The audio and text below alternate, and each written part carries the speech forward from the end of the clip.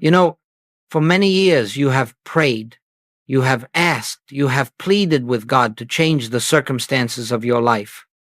You have gone to God with the sincerity of your heart, believing that if only you could reach Him, if only you could find the right words, the right formula, the right degree of faith, something in the outer world would shift.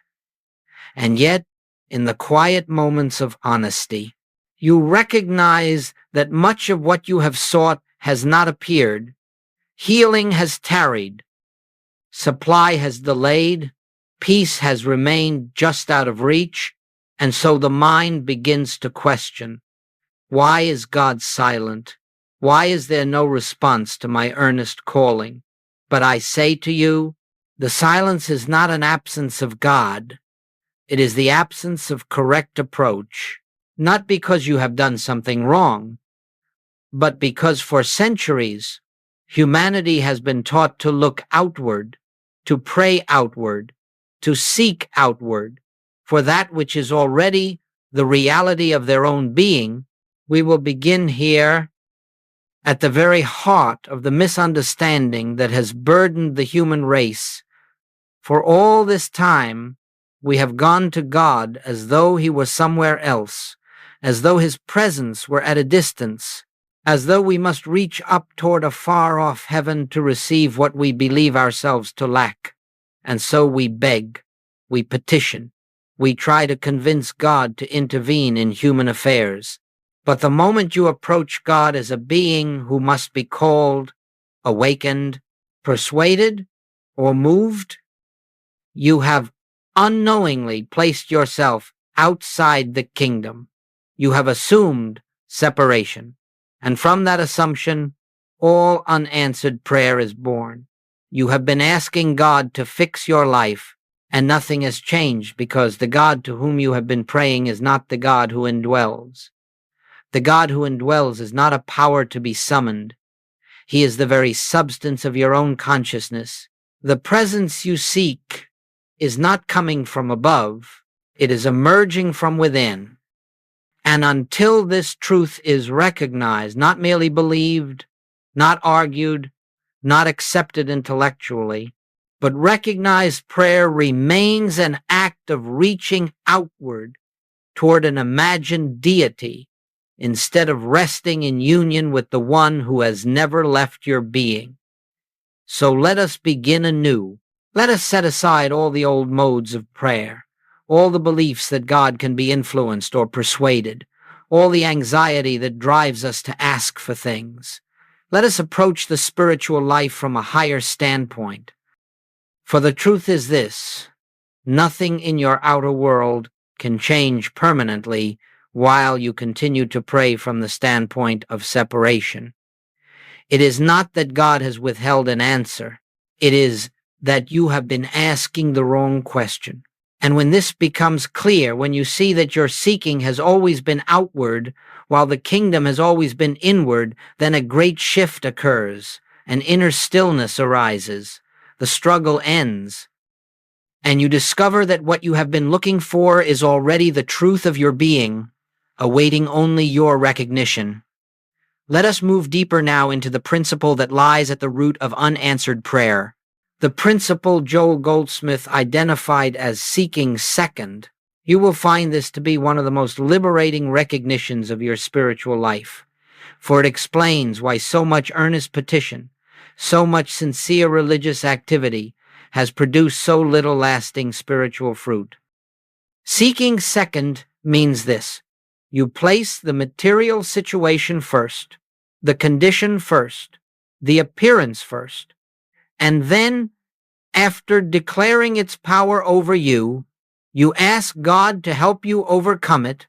In that very moment, without realizing it, you have invested all reality, all authority, all substance in the problem itself, and you have diminished the divine presence to a role of secondary response. You have reversed the order of spiritual law. The human mind says, "Here is my illness. Here is my lack. Here is my fear, God. Please come fix these things." But the truth is, the moment you approach God with a problem, you are not worshiping God. You are worshiping the problem by fearing it. You empower it by describing it. You affirm it by treating it. You acknowledge it as real power. And the more real it becomes in your consciousness, the more firmly it takes shape in your experience. This is the tragic irony of human spirituality. The harder one fights the problem, the more one enthrones it. What does it mean to seek second? It means you believe the outer world to be cause and the inner presence to be effect. It means you assume the circumstance has already established itself as fact, and consciousness is merely a tool you hope will undo it. You have placed the material first and the spiritual last.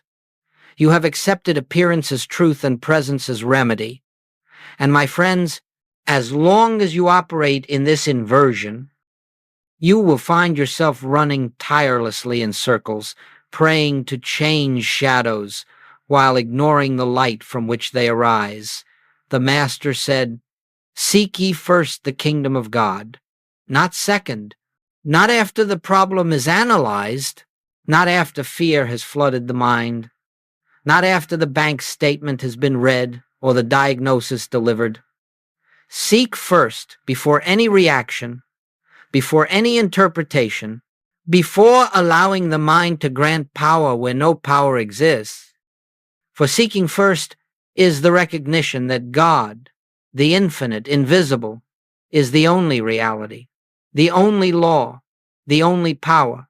And when this recognition precedes the problem dissolves in the light of truth. So long as you continue to put the world before the Spirit cannot reveal itself as the harmony of your experience, not because God withholds anything, but because consciousness cannot serve two masters. You cannot fear an appearance and at the same moment recognize the presence that nullifies it. You cannot declare that a condition has power and then expect the realization of a God who is all power.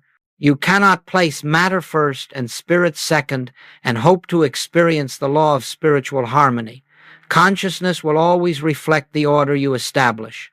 And so I say to you gently, if you have been praying for change while trembling before the problem, you have been seeking second. If your first instinct has been fear, analysis, planning, or pleading, you have been seeking second.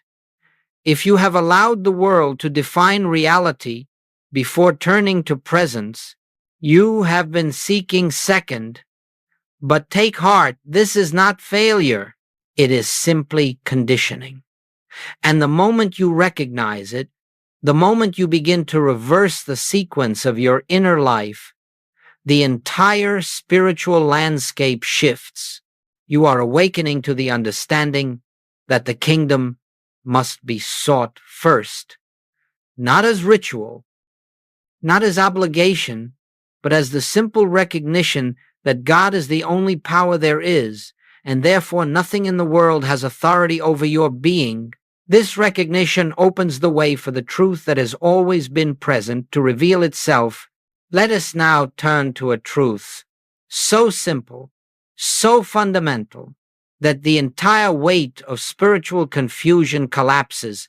The moment it is understood, the Master said, "The kingdom of God is within you." For 2,000 years, this statement has been repeated, memorized, sung, engraved in stone, and yet its meaning has rarely been grasped. Humanity has continued to imagine a distant kingdom, a future kingdom, a heavenly kingdom awaiting us beyond the grave, or granted as a reward for obedience. But I tell you, the kingdom of God is not a location, not a condition bestowed upon you, not an attainment reserved for the worthy. The kingdom of God is a state of consciousness, and consciousness is always here, always now, always your own. You see, the moment you treat the kingdom as a destination, you postpone it. The moment you treat it as a prize, you disqualify yourself from it.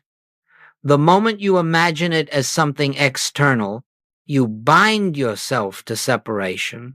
But when you understand that the kingdom is the awareness of God within you, then you see that nothing can withhold it from you, nothing can delay it, nothing can stand between you and the realization of your own divine heritage. The kingdom is not reached through effort. It is revealed through recognition. It is not something added to your life. It is the truth underlying your life. It is not a reward for good behavior. It is the nature of your being. And the only reason it has felt distant is that you have been taught to look outward when the Master pointed inward. You have been taught to pray to a God above when the Christ revealed a God within. You have been taught to seek divine intervention.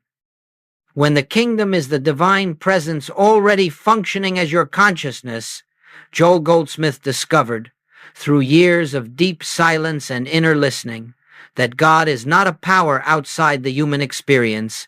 God is not a force waiting to be summoned or persuaded. God is the living presence at the center of your being, the spiritual essence from which your life flows. And the kingdom is the awareness of this presence. To seek the kingdom, then, is not to try to reach God. It is to become aware of the God who has never left you.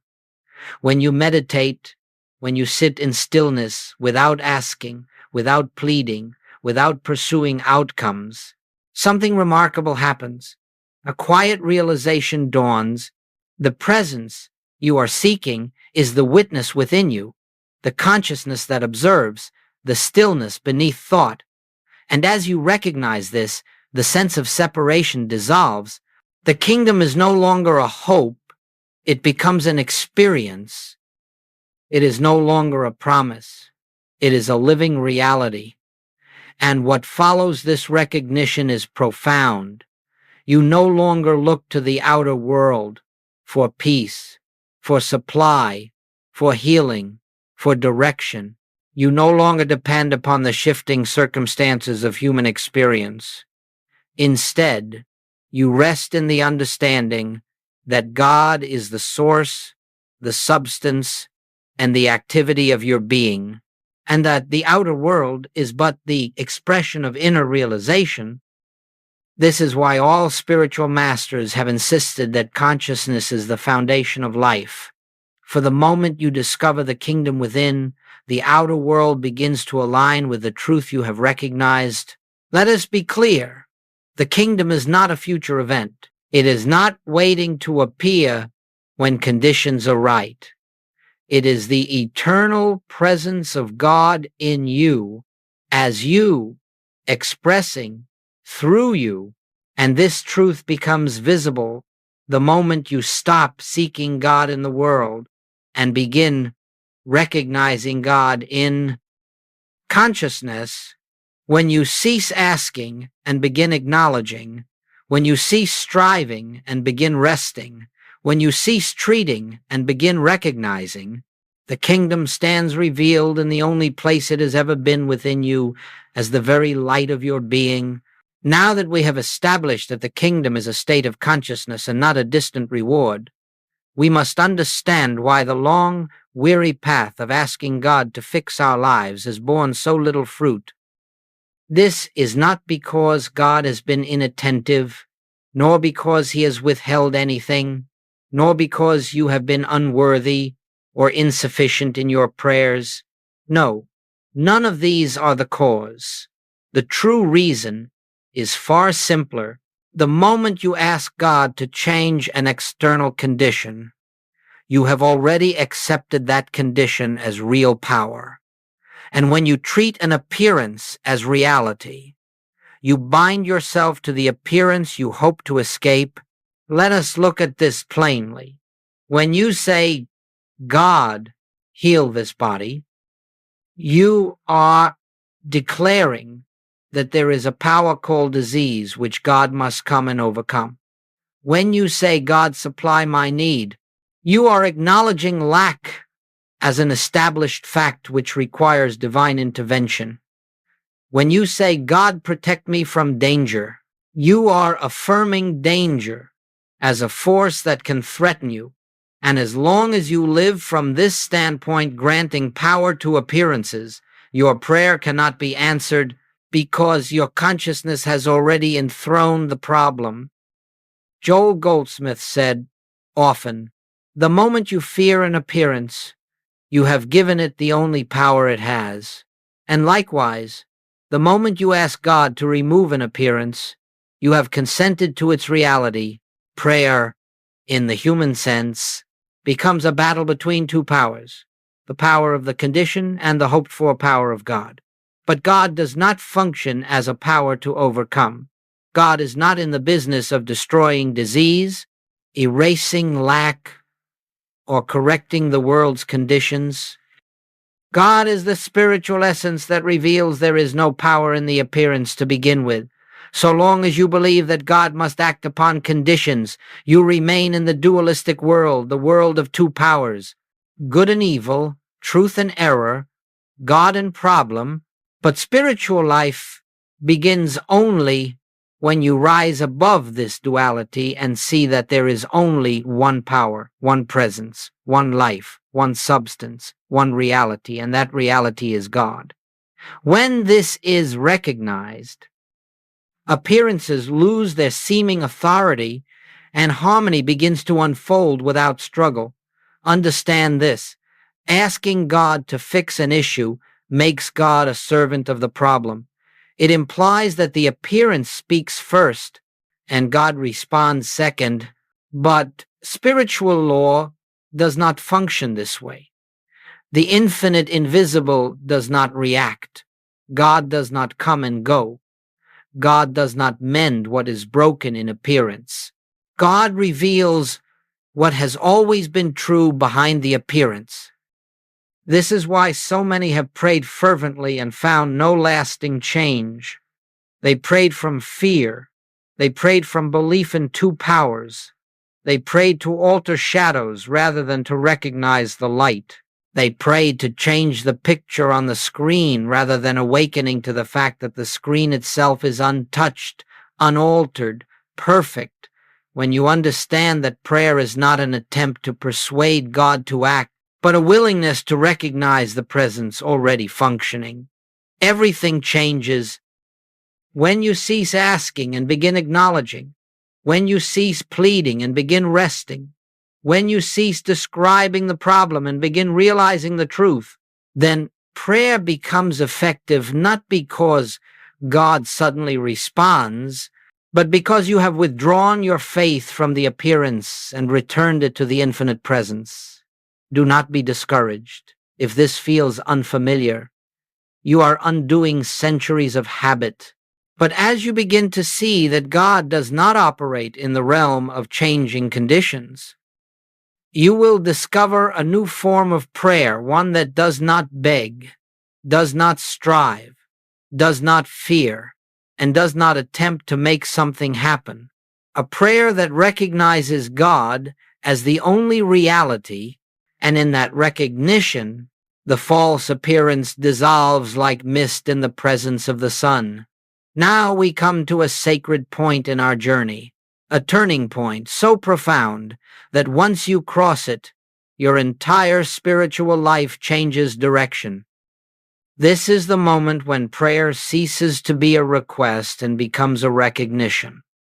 When you stop asking God to act and begin acknowledging God as the only presence that already is, when you no longer look outward to a power that intervenes, but inward to a presence that expresses, this is the transition from human seeking to spiritual awareness. It is the point at which your prayers begin to bear fruit, not because God has suddenly begun to respond, but because you have aligned yourself with truth. Let us examine what it means to recognize rather than request. When you request, you believe something is missing.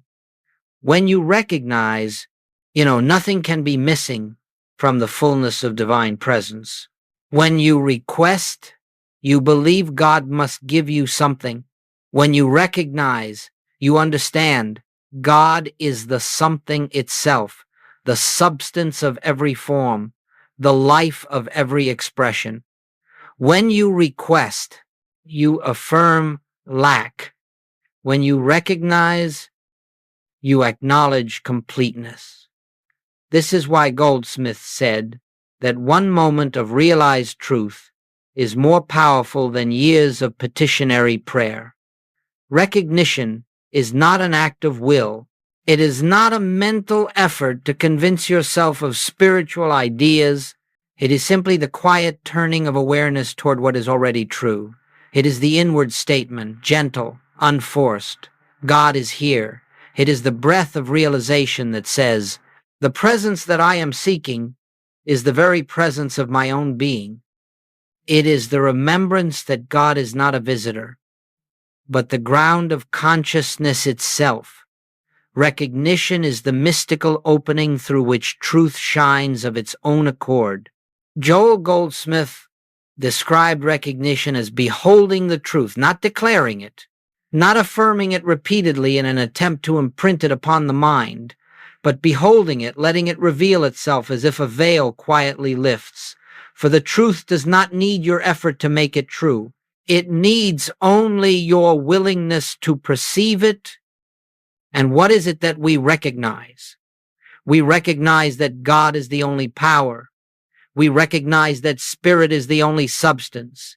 We recognize that life is infinite and whole. We recognize that the same presence that animated the prophets, the teachers, the mystics, is the presence that animates you. We recognize that the kingdom is not something we hope to achieve, but something we awaken to. This recognition removes the need for God to fix anything, for God is not a repairman of appearances. God is the truth behind appearances. And the moment truth is recognized, the appearance changes of itself. Imagine, for a moment, a shadow cast on the wall. You may fight the shadow, plead with it, try to shape it, fear it, or ask someone to remove it. But none of that touches the shadow at all. When you turn toward the light, the shadow dissolves without struggle. It is not removed by effort. It is replaced by recognition. So it is with the conditions in your life. They are shadows of consciousness. And when you turn toward the light of truth, they lose all substance and melt away in the presence of what is real. When you practice recognition, you are not trying to change the condition, that is, seeking second. You are beholding the truth of God's presence where the condition appears to be. You are acknowledging spirit in the midst of the appearance. And that simple act, quiet, still, sincere, opens the way for the infinite invisible to reveal itself. This is why Goldsmith insisted that spiritual healing is never the changing of the body, but the changing of consciousness about the body. When consciousness shifts, the appearance follows. You must understand, recognition is not a technique. It is not a method to get results. The moment you use it to change something, you fall back into request. Recognition is the acceptance of what already is. It is the release of all effort. It is the resting in divine completeness, and it is from this resting that harmony unfolds, not because you made it happen, but because truth expresses itself when you stop interfering with it.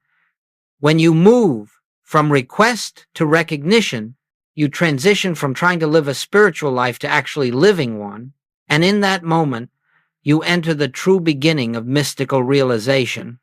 We now arrive at the heart of the spiritual life, the point at which truth moves from concept to experience, from belief to realization. It has been said that truth sets us free, but only realized truth, not intellectual truth, not memorized truth, not theological truth. Only the truth you experience within your own consciousness becomes the law of your being. And for this reason, Joel Goldsmith devoted his life to a single essential practice, the practice of the presence. Now, you must understand, the practice of the presence is not a technique in the human sense. It is not a formula to follow, nor a method to achieve results. It is the conscious turning of one's awareness toward the divine presence that is already within. It is the willingness to be still long enough for God to reveal himself. It is the shift from thinking about God to being aware of God. This is the essence of spiritual living. Let us walk together through this sacred process, not as steps to accomplish something, but as a gentle return to what has always been true. A. The first movement, ceasing all requests. The practice begins when you release the desire to make something happen. You sit quietly, without asking, without pleading, without imagining outcomes. You are not here to gain anything, not here to improve anything, not here to manifest or attract or correct. You are here for one purpose only, to be present with the presence. When you stop asking, you create the space into which realization can enter. B. Turning awareness inward, then you gently allow your attention to turn inward, not toward thoughts, not toward emotions, not toward the mind's commentary, but toward the awareness that witnesses all these things. You notice the silent observer behind the stream of thinking. You become conscious of consciousness itself. This turning inward is the doorway to the kingdom, for the kingdom is found not in thought, but in awareness. You begin to sense a stillness that does not come from you, but is you. See, acknowledging the presence. Now, in that quiet, you make a simple, gentle acknowledgement, not an affirmation, not a repetition, but a recognition. You may say inwardly, God is here. I and the Father are one. The kingdom is within me now. Speak these not as words to believe, but as truth to behold. Let the inner ear listen. Let the heart respond. These statements are not trying to make truth true. They lift the veil so you may perceive what has always been true. D. Resting in silence. And then you rest. You do nothing. You hold no intent.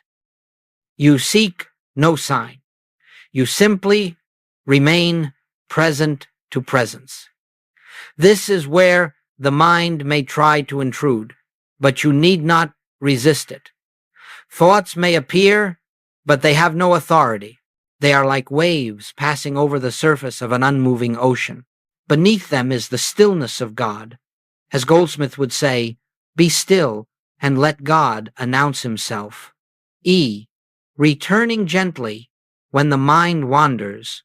If the mind wanders into fear, memory, planning, or analysis, simply notice it without judgment and return your attention to the inner presence, not forcefully, not with frustration, but as one returning to a beloved friend. Each return strengthens recognition. Each return deepens awareness. Each return silences a lifetime of outward seeking. F. Allowing, not forcing. At this point, something begins to happen not through your effort, but through your surrender. A subtle shift, a softening, a sense of peace that does not come from external conditions. This is the activity of the infinite invisible. This is the presence revealing itself. You are not causing it, you are allowing it.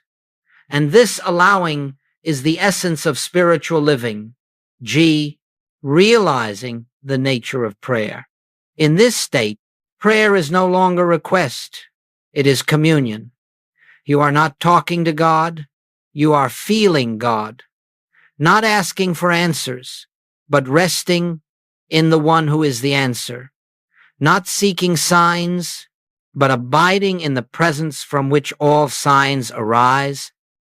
This is the prayer that heals, the prayer that supplies, the prayer that harmonizes, not because it changes the outer world, but because it reveals the truth of the inner world.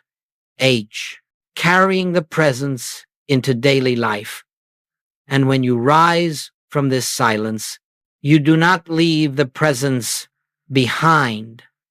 You carry it into actions, conversations, decisions, challenges. You pause before reacting. You listen inwardly before speaking. You acknowledge God before engaging with the world. This transforms ordinary moments into sacred ones. It is not the length of the practice that matters, but its sincerity. For even a minute of realized presence can change the atmosphere of an entire day. This, my friends, is the practice of the presence, not a technique, but a way of being, not a ritual, but a life lived from the awareness of the kingdom within. And the more you rest in this inner realization, the more you discover that God is not something you find. God is what you awaken to. Let us now explore a truth that stands at the center of all spiritual demonstration, a truth so simple that the human mind almost always overlooks it. The outer world, your health, your finances, your relationships, your circumstances, is not the cause of your experience. It is the effect of your state of consciousness. You are not living in a world that acts upon you. You are living in a world that reflects you. And because of this, the moment consciousness changes, the outer conditions must, by law, conform to the new recognition. This is why Goldsmith declared again and again, consciousness is cause, appearance is effect, and until this truth is understood, one will continue to wrestle with shadows, treating conditions as though they possess power. But when you realize that every condition is but the projection of a belief, a fear, or a recognition of truth, you step into the realm of spiritual authority, not authority over people or things, but authority over the illusion that anything external can govern your life. Consider this. The moment you recognize the presence within, fear loses its foundation. The moment fear dissolves, the body relaxes, the mind clears, and the circumstances that once seemed threatening begin to shift. You did not force the change. You revealed the truth, or take supply. When you recognize God as the infinite substance of your being, the belief in lack disappears. And when that belief dissolves, opportunities, ideas, resources, and channels of good begin to appear, not because you summoned them, but because the obstruction was removed. Consciousness always expresses itself according to its nature. You must never believe that your spiritual practice manipulates outer things. It does not.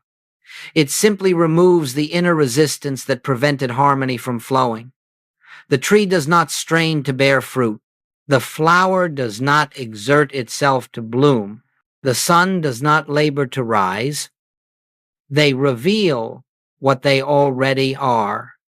And so it is with you. The moment you rest in the awareness of the presence, life unfolds naturally, effortlessly, without the tension that comes from trying to control appearances. Joel Goldsmith often said, "The outer picture is not the power. The power is the realized truth behind it. When truth is realized, the picture changes of itself." This is why the great masters healed without effort, supplied without struggle, and lived without fear. They understood that the outer world has no authority independent of consciousness. They understood there is no power in the condition to maintain itself once the truth of being is recognized. Let us be clear.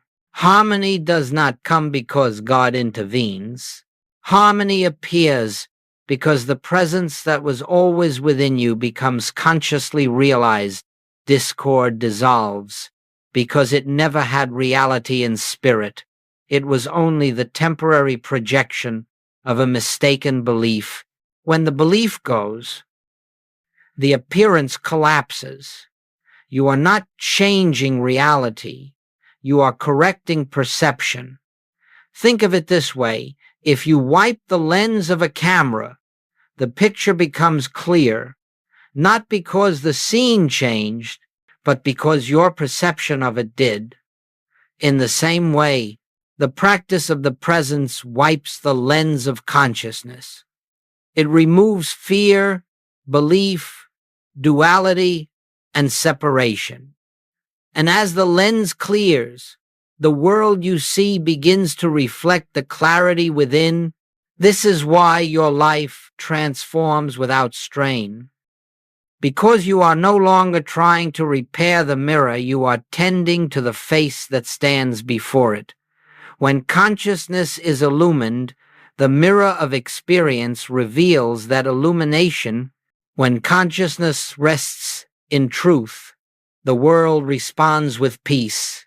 When consciousness abides in the presence, circumstances begin to align themselves with divine order. You must not look for signs. You must not measure results. Simply abide in recognition and let the infinite, invisible fulfill its own activity. For as you dwell in the realization of God as the only presence, the only power, the only life, everything that appears in your experience will bear witness to that realization. This is the mystery of spiritual living. Nothing is forced, nothing is manipulated, nothing is controlled.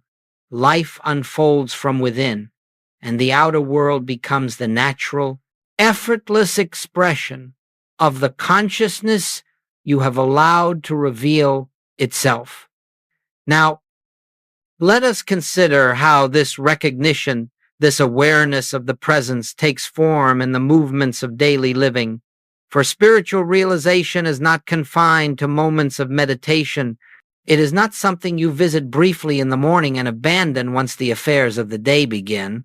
No, spiritual living is a continuous awareness, a quiet remembering, a gentle abiding in the truth of God's nearness. The practice is not complete until it is carried into the very places where you once felt fear, anxiety, conflict, or confusion. It is here, precisely here, that recognition must become your foundation. Many imagine that spiritual life requires the withdrawal from activity, the retreat from responsibility, the avoidance of difficulty, but this is not so.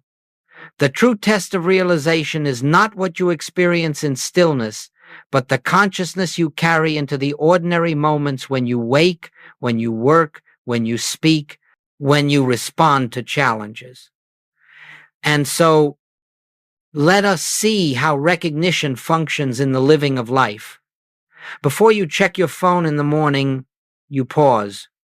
You remember, the kingdom is within me now. Before you respond to an email, you pause. You remember, God is the intelligence of this moment.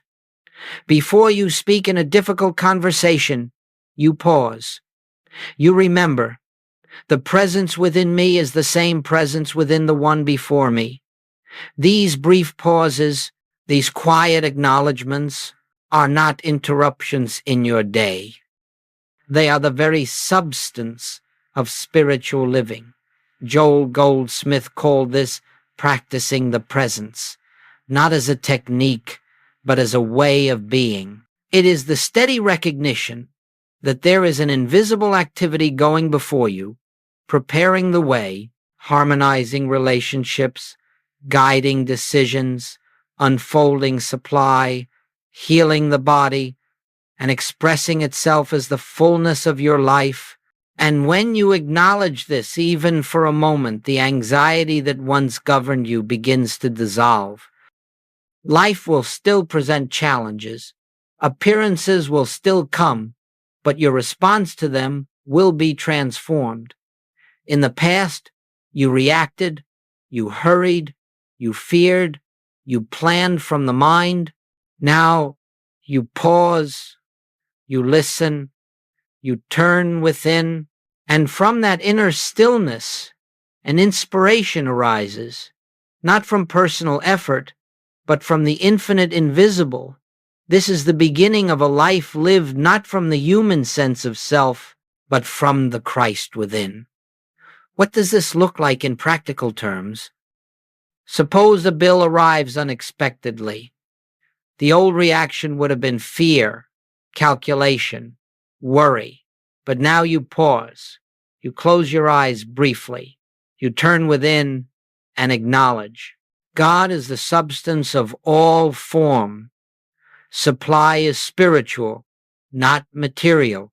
And in that moment, you withdraw the power you once gave to the appearance. You return to the truth. And from that truth, the outer circumstance begins to align. Or imagine a relationship filled with conflict in the past. You might have argued, resisted, defended. Now you pause. You turn within and remember, there is only one presence here. You are no longer meeting the personality of another. You are meeting the same divine presence that animates you. And from that recognition, words soften, reactions dissolve, and harmony becomes possible where it once seemed impossible. Or consider the body. When a symptom arises, the old way was to fear, to analyze, to treat the symptom as power. But now you turn within and acknowledge, life is God. The body is the temple of the living Spirit. You are not trying to heal the body. You are remembering the truth of life itself.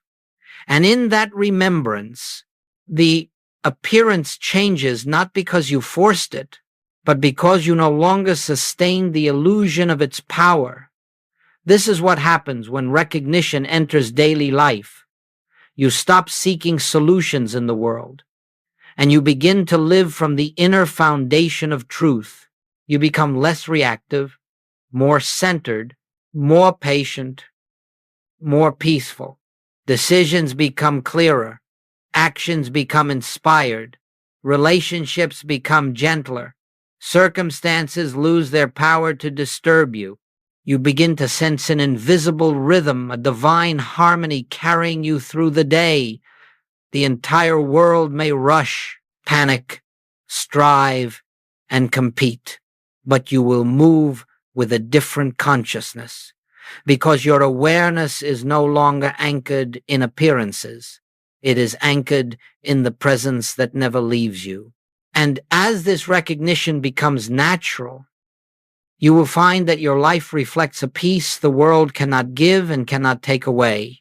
This is the fruit of spiritual living, not perfection, not a life without challenges, but a life grounded in the unshakable realization that God is the only presence, the only power, the only reality, and that this truth is expressing itself through you in every ordinary moment of the day. We have traveled together through a great unfolding, a shift from outward seeking to inward recognition, from petition to presence, from fear of appearances to the realization of God as the only reality. And now, as we bring this time of sharing to its close, I want to speak to the deepest part of you, the part that has felt the stirring of truth, the quiet resonance that says, yes, this is the way. For this entire teaching has not been about adding something new to you. It has been about revealing what has always been true of you. You have not gained a truth, you have remembered one. You have not discovered a new God. You have recognized the God who has lived within your own consciousness from the beginning. And you have not been invited into a spiritual path of effort or striving. You have been invited into a way of being that is natural to your soul. You have spent years asking God to fix your life, and now you begin to see why nothing changed in any lasting way. Because God does not fix appearances. God reveals reality. God does not alter the picture on the screen. God awakens you to the light that dissolves the illusion of the picture. And once you understand this, your entire approach to life shifts from fear to trust, from effort to rest, from seeking second to seeking first. I want you to hear this clearly. Your transformation has already begun. It began the moment something within you responded to truth. It began when you realized that the kingdom is within you. It began when you sensed even faintly the presence that does not come and go. It began when you felt the peace that arises not from improved circumstances, but from the recognition of God as the substance of your being. You do not need to perfect this practice. You do not need long hours of meditation. You do not need to force stillness. You need only a sincere willingness to remember to pause, to turn within, to acknowledge God before the mind rushes to meet appearances. One moment of genuine recognition outweighs many hours of mental striving. One breath of realized presence can do more than a lifetime of petitionary prayer. And so, as you leave this teaching and return to the flow of your day, know this: you are not going back to the old way of living. You cannot. For once truth has been recognized, even dimly, it begins to work within you. It begins to dissolve the patterns that once held you captive. It begins to shift the foundation from which you meet the world, and it begins to express itself as peace, as clarity, as harmony, as supply, as healing, not because you pursued these things, but because you sought the kingdom first. Let this be your quiet commitment, not an effort, but a remembrance. Before you respond, pause. Before you fear, turn within. Before you judge, acknowledge the presence. Before you analyze, recognize the truth. Before you seek solutions in the world, seek first the kingdom. This simple remembering will open doors you could never open through effort. It will reveal answers you could never reach through thought. It will lift you into a consciousness in which life unfolds with grace rather than strain. And as this awareness deepens, you will discover the meaning of the Master's promise. All these things shall be added unto you, but they are added not because you ask for them. They are added because you have discovered the source from which they flow. So I say to you now, rest in the presence. Trust the invisible. Live from the kingdom within, and let the truth you have recognized today become the quiet light that guides every step of the path before you.